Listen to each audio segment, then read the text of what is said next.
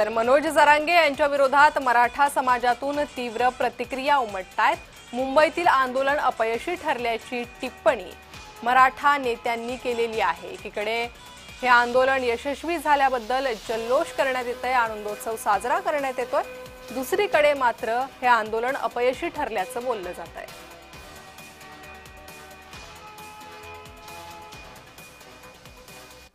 हा जीआर म्हणजे तुमच्या तोंडाला पुसलेली पानं आहेत।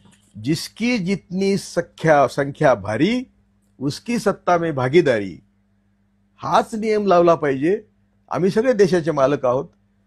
हे देणारे कोण आहे? आमचे नोकर आहेत की या एवढ्या मोठ्या आंदोलनातून आपल्याला मिळालं काय? जरांगे पाटलांचा बिचाराचा त्याग मोठा आहे, पण त्यांना मी रडून सांगितलं होतं फोन करून की तुम्ही हे बरोबर करत नाही, मराठ्यांचं अतोनात नुकसान होणार आहे, तुझ्या पण तब्येतीचं नुकसान होणार आहे।